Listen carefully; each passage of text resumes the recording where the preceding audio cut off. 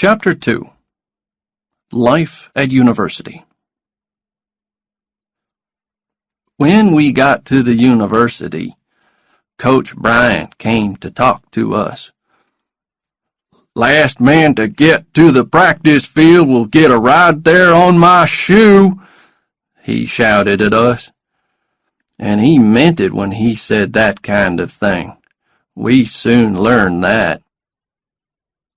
The building that I went to live in was nice on the outside, but not on the inside. Most of the doors and windows were broken, and the floor was dirty. I lived in a room with a man called Curtis. He crashed into the room with a wild look in his eyes. He wasn't very tall, but he was very strong. "Where are you from?" he asked. "Mobile," I told him.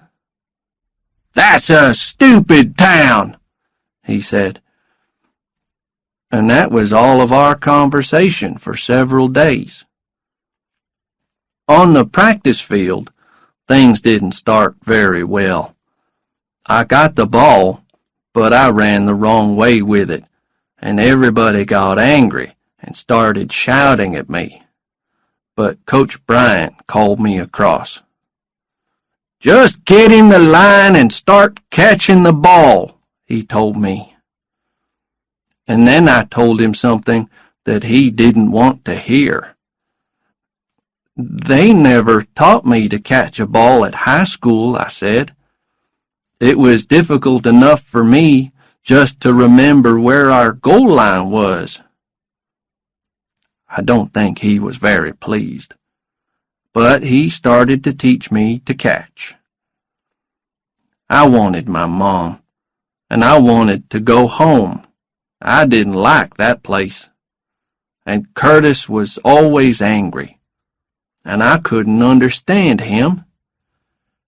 He had a car, and sometimes he gave me a ride to the practice field. But one day, when he had to change a wheel on the car, I helped him. "If you're an idiot," he said angrily, "how do you know how to do that?" "Maybe I am an idiot," I said, "but I'm not stupid." Then Curtis ran after me and called me all kinds of terrible names. After that, I moved my bed to another room. The first football game was on Saturday. I ran well, and we won 35-3. Everybody was pleased with me. I phoned Mom to tell her. "I heard the game on the radio," she said. "I was so happy, I wanted to cry." That night, everybody went to parties, but nobody asked me to go.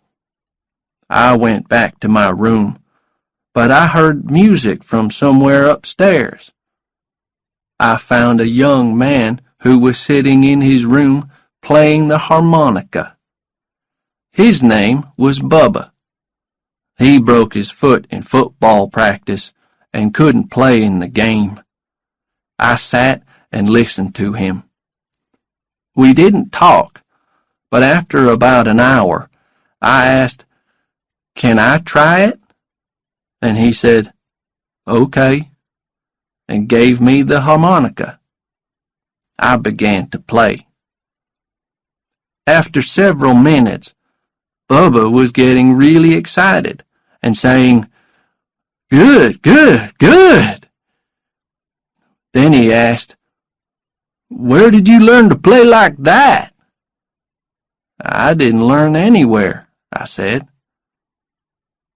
When it got late, he told me to take the harmonica with me, and I played it for a long time in my room.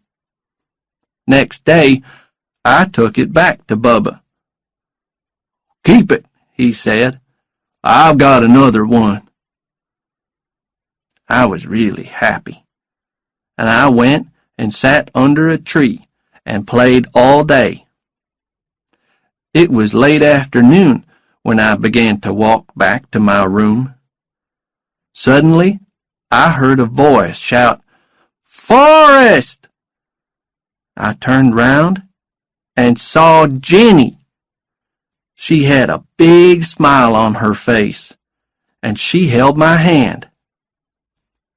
"I saw you play football yesterday," she said. "You were wonderful." She wasn't angry about the cinema, and she asked me to have a drink with her. "I'm taking lessons in music, and I want to be a singer," she told me. "I play in a little group. We're playing at the Student Center tomorrow night. Why don't you come and listen?" "Okay," I said.